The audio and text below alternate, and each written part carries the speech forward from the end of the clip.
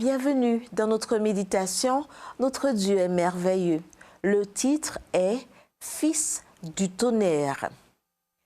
Il dit encore « À quoi comparerai-je le royaume de Dieu? Il est semblable à du levain qu'une femme a pris et introduit dans 3 mesures de farine, jusqu'à ce que la pâte soit toute levée. » Luc 13, versets 20 à 21. Avez-vous fait attention à la façon si particulière dont l'apôtre Jean se réfère à lui-même dans l'évangile qui porte son nom? Il dit « Celui que Jésus aimait », voir Jean 13, verset 23, Jean 20, verset 2, Jean 21, verset 7 et 20. Pourquoi ne dit-il pas le disciple qui aimait Jésus? Pour se désigner, Jean avait d'autres options. Fils de Zébédée, frère de Jacques, un des fils du tonnerre.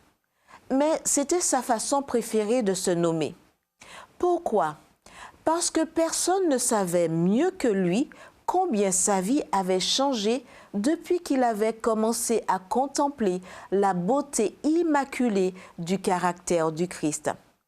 C'est ainsi que l'homme ambitieux mais encore impétueux et irritable sous l'offense avait vu la force et la patience, la puissance et la tendresse, la majesté et la douceur dans la vie quotidienne du Fils de Dieu. Ellen G. White, vers Jésus, chapitre 8, page 113. Et il ne pouvait plus être le même Jean. Comment ce changement s'est-il produit chez le fils du tonnerre? La parabole du levain nous aide à comprendre. Aussi imperceptiblement et silencieusement que le levain fait lever toute la pâte, l'Esprit de Dieu transforme progressivement la vie de celui qui entre en contact avec le Sauveur. Le changement se produit de l'intérieur vers l'extérieur, mais ce n'est pas le produit d'un effort humain. Du début à la fin, c'est l'œuvre de Dieu. Nous tous, qui le visage dévoilé, reflétons comme un miroir la gloire du Seigneur, nous sommes transformés en la même image de gloire en gloire, comme par le Seigneur l'Esprit.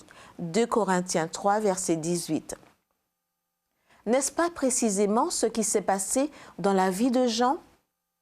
Jour après jour, son âme était attirée vers lui, Jésus, et le moi absorbé par l'amour de son maître.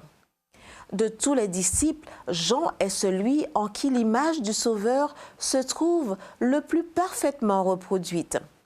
Dieu fait de grandes choses. Maintenant, la question du jour.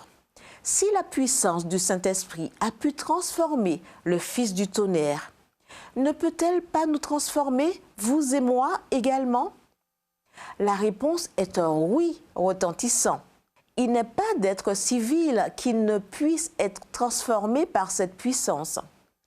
Un nouveau principe de vie sera communiqué à tous ceux qui se soumettront à l'action du Saint-Esprit, de manière à restaurer en eux l'image de Dieu qui s'était perdue.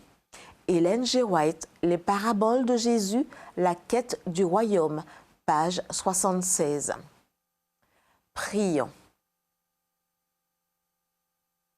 Esprit Saint, je ne veux pas me contenter d'une simple amélioration de ma vie. À partir d'aujourd'hui, fais ton œuvre complète en moi, afin que je puisse refléter de plus en plus le caractère du Christ.